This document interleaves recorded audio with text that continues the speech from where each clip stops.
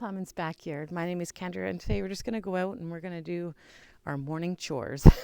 Just got up. It's been a long week. We just had my brother-in-law, sister-in-law over for a nice visit. They were here about a week. It's been quite busy summer. Since the garden hasn't been as productive as we would have liked, we thought we would spend the time doing some other things like visiting people and just getting some other things done around the house. So anyways, I thought I'd bring you out. Looks like it's going to be a beautiful day today. The chickens are doing really well. We've done 3 hatches so far, and we also have a couple broody hens. One of the broody hens has hatched out 2 chicks, which we're very excited about. Those are the blue lace red Wyandottes, and the other blue lace red Wyandotte hen is still sitting on her eggs. So we're thinking that it should be out or hatched in about a week, if that. So that's been going well, and I should be getting my chicken coop maybe in the next week. So I'm really excited about that. I'm going to be moving those blue lace red Wyandottes out of where they are now into the new chicken coop and really just letting the barnyard mix kind of take over the barn, which eventually I'd like to kind of stop using anyways. But I have a plan set up where I'm going to have them roam a little bit more, have a little bit more space, just to kind of forage and things. As you can see, it's a little bit messy back here. I think it's been 2 or 3 years I've been using this run. There's like literally nothing growing in it now. So I'm going to allow that time to grow back and just kind of move them over to the more grassy area and possibly be letting my barnyard mix kind of free range. I love my barnyard mix, like I've said in the past. They're great egg layers, but I'm really wanting to focus more on just one breed and just do that. So not that I want them to die off, but I'm okay taking the chance. Free ranging them is really much healthier. You will lose a few. You may not get as many eggs because they'll start laying eggs in different places, but it really does cut down on the cost of feeding your chickens. So I'm thinking of maybe just letting them free range and stuff a little bit more, and then having my my blue lace red Wyandottes in the new section kind of run that I'm going to be making, where there's some foraging they can do. I think that's what I'm going to do going forward. So we'll see how things go, but I thought I'd take you along as I've got to let the chickens out this morning, get them watered. Got some chicks in the house as well. I hatched some chicks out for my aunt. They should hopefully be going in the next couple weeks as well to their place. Very excited. I think she's got a good mix going there. I'm going to go feed those young chicks now. So like, I've said before, I start them off with a medicated starter. Always do.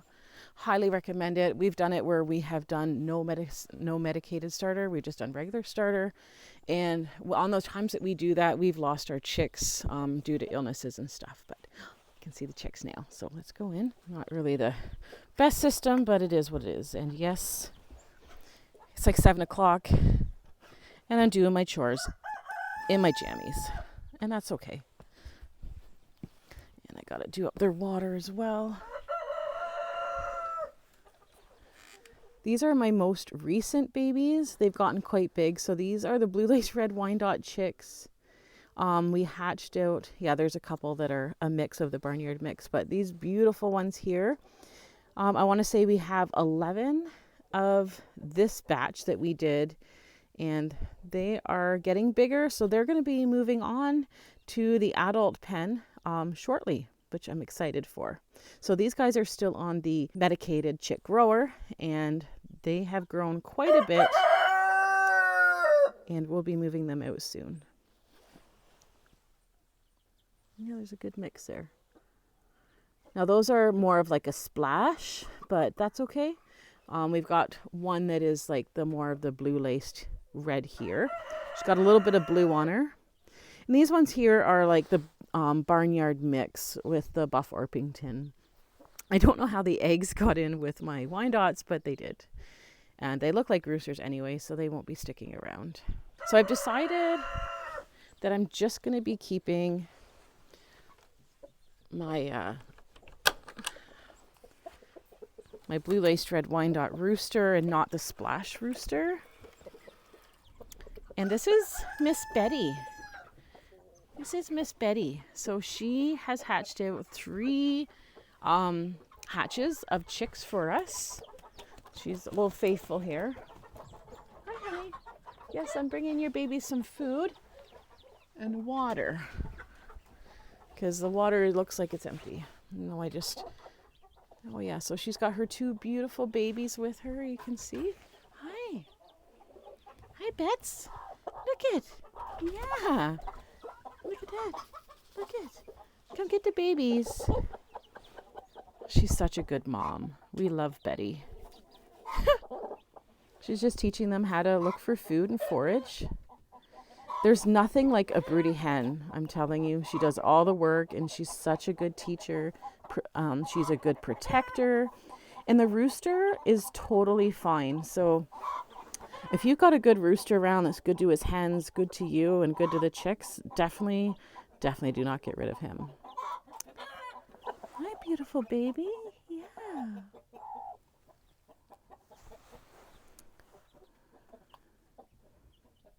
I'm also going to go and get some, I usually do a medicated water. It's not really medicated. I do more like a vitamin water for them for the first couple weeks. So I've got to go get some fresh water for these guys. So I just let the rooster out for the day, and I keep the hen in here. There's another hen on the nest that she's still sitting. But it just gives him some space, and it gives Mama some space with her babies. And then I'll bring him back in for the night. But he's no issue if I leave him in here with her. I'm not wanting the babies out in the run just yet, mainly because something can get them. They're a little young yet. But also, as you've seen, the little gate that I have coming in, these guys can get through that and over into the grassy area, which I don't want them separated from their mother. So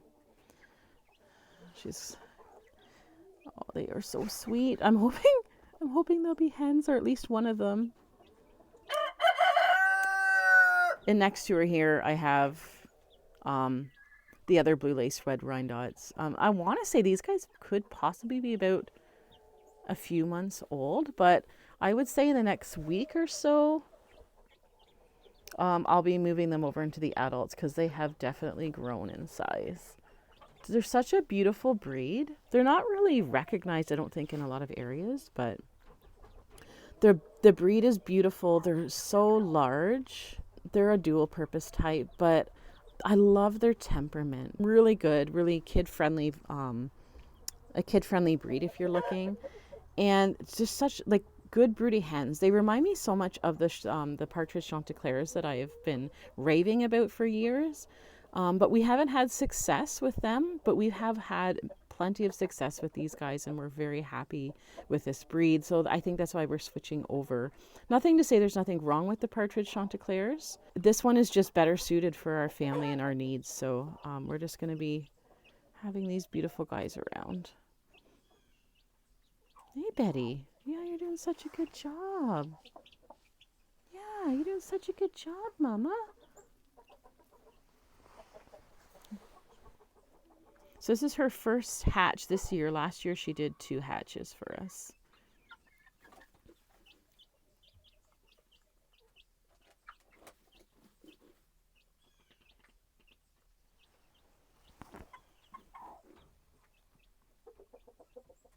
Yeah.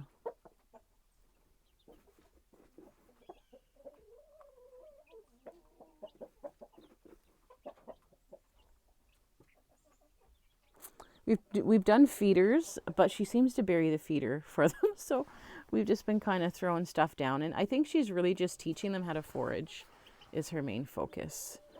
And so I'm just going to let Mom do her thing. Mom's know best, right? Yes, I know. I got to get your baby some water, don't I? She's very protective of her young.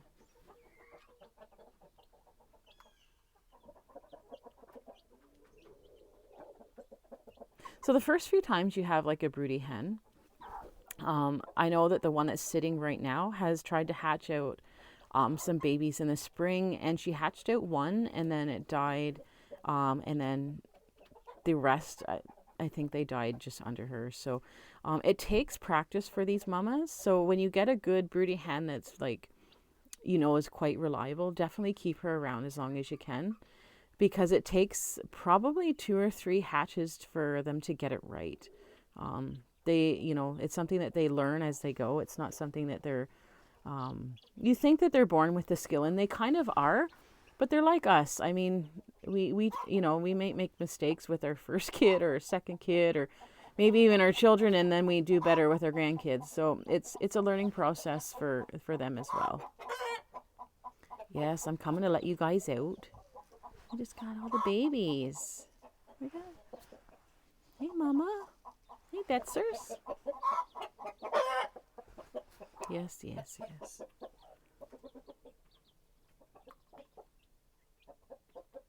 All right, we'll move on. We'll let the other chickens out. Plus, I've got the chickens in the house to manage. I know. All right.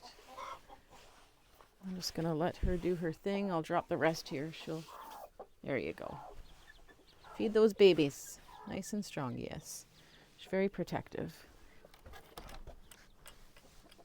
Oh, I forgot to shut that gate. He got over there.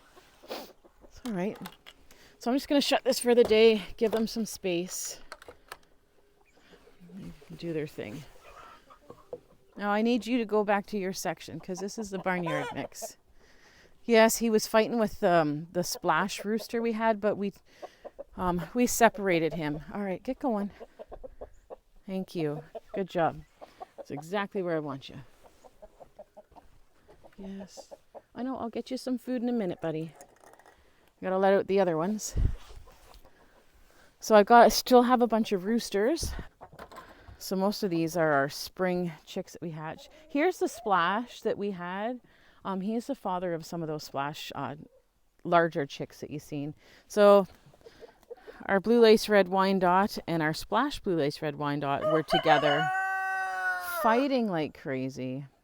And so we separated him and we're just going to move him on. I'm not going to be using him again because I don't really want to keep the splash going. I'd rather have the blue lace red Wyandotte.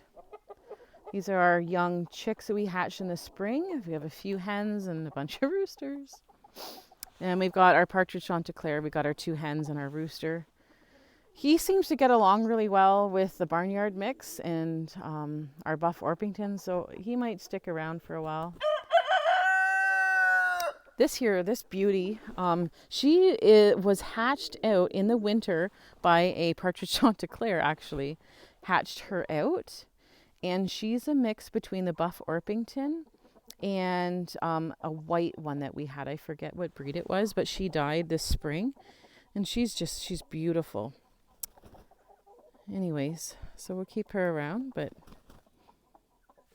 it's funny. I was saying that the rooster doesn't do his job like we thought he did. But he has taken on a few of these young hens and has been breeding with them. So I'm thinking his ladies just don't like him. And anyway, so that's interesting. Yes, I'm going to go get you. And this is our buff Orpington. He is kind of the king around these woods. He's been around the longest. He's a really good rooster. I wouldn't trade him for anything. And this young rooster, he's gorgeous in color, but I'm not keeping him. He is a mix of a buff Orpington and a copper Moran. So anyways, can't keep them all, right? They're pretty, but they gotta go. Anyway, so the roosters are going next week, and I'll just have my buff Orpington, maybe the chanticleer, I don't know, and I'll be keeping him. Yes. All right, let's go see how this other mom is doing. We gotta go and collect water. As you can see, we get a lot of traction through here. There's a lot of animals use this area.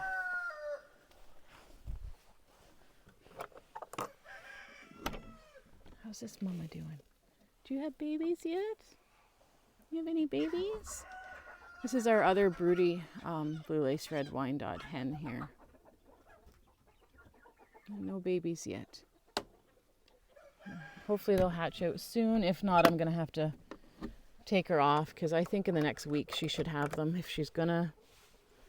And then I might just have to boot her, take her out of her broodiness for a while. They don't eat and drink much, so it's if she's on there too long, I'd like to boot them off. Throw them some food, them kind of keep them busy looking for their food anyway. We switched to pellets a couple years ago for the sole purpose that when I was doing the lay mash, they would only eat half of it and leave the rest. So I tend to just, during the day, I just toss it in, and it gives them something to do. They have feed in their runs, but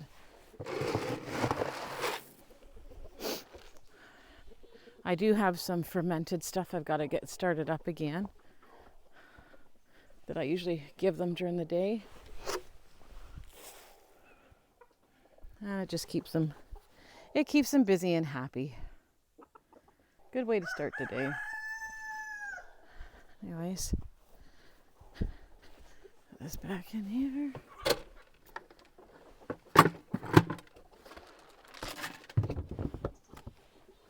That's chicken chores. I got them watered. Now I've got to go in and do the inside chicks. And I got the dog done. And we got a few other things that I got to do this morning. And then I'm heading to do some work. I have to go to work today. I'll show you the grapes. Starting to turn color and they're getting really tasty. Love looking at the garden first thing in the morning when the dew's out. Actually, I think it went down to 4 last night. So got a good... Oh, look at them. They're gorgeous. So these are the Somerset grapes. I think you've seen them in the last video. And they are tasty. Very sweet. Got lots of Somerset grapes. I recommend if you can find some Somerset grapes to get them. They're actually a seedless. They're almost like a table grape. They're just smaller. But very, very tasty. And the celery seems to have picked up some. Beans are still doing good. Chard's doing good. That celery actually looks pretty good right there. Amazing what a couple weeks can do.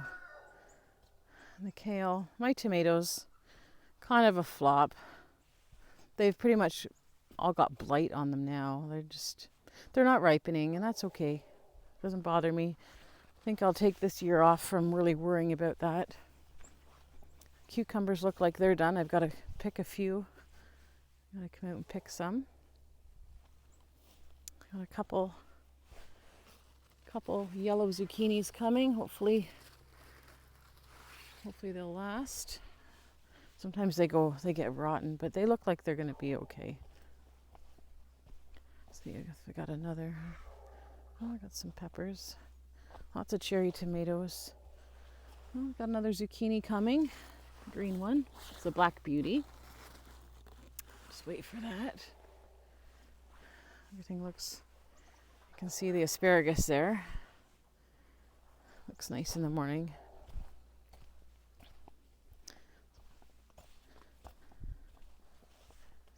Yeah, definitely got to come out and pick these cucumbers because they are definitely finished. And my itty bitty corn, I want to come out and look at it. Oh wow, I got a big cucumber there. Didn't see that one. Did not see that. Oh, the corn. I'm not going to get any corn, and that's okay. Look at that. Little itty bitty. It's something. These are my pear trees. So we went, actually, when I was dropping off my brother-in-law and my sister-in-law, they had, where they're living, they actually have a pear tree that's been there like 20 years. And so they had an abundance of pears. So we went and we picked them. And that just gets me so excited. So these have been here, I don't know, like 5 or 6 years now, maybe. These pear trees, I've got, I think there's pears, plums, and 1 apple. These are the pears that we collected at my brother-in-law's place. We got a whole no-frills bag full. They are absolutely beautiful. And you wouldn't believe the amount that was there. There was so many. But anyways, I did grab a bunch. Some of them are a little bit more ripe than others. Oh. That one's probably the ripest yet. It's got a little bruise on it. But I'm very excited to have like fresh pears. That's amazing, just to go and pick them off the tree. So good sized ones too. It's just one of those no frills bag. It's like completely full. It's so heavy. Anyways, I think we'll be definitely enjoying these for sure. So we've got these. Oh man, they stink so bad. But anyways, doesn't matter how many times a day you clean this thing, it stinks. But these are the new hatches here that we've got. These are for my aunt. They're about possibly going on their 3rd week now. And we'll be hopefully taking them this next week to their new home. I don't know if that's a partridge Chanticleer or a Wyandotte, but we've got a good mix here. Hopefully she's got some good hens here for her. Look at that. Anyway, so I'm just going to go ahead and I'm going to clean this, give them some new water and some food. And then I got to get on with my day. These guys are good and clean for, I don't know, probably the next hour at least. They got their fresh water, clean bedding, some more feed.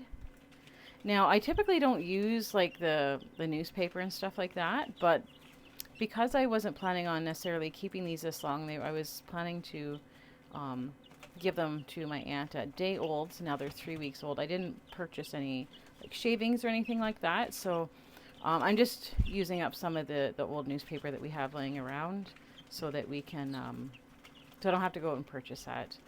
And so that's why I'm using it. And it seems to work okay, but it needs to be replenished more frequently because it gets wet and smelly quite frequently. So as you can see, they're doing really well. Very nice and healthy. And a good variety. Anyways, that's all for today, folks. Just another day here on the homestead doing the early morning chores. Till next time, take care.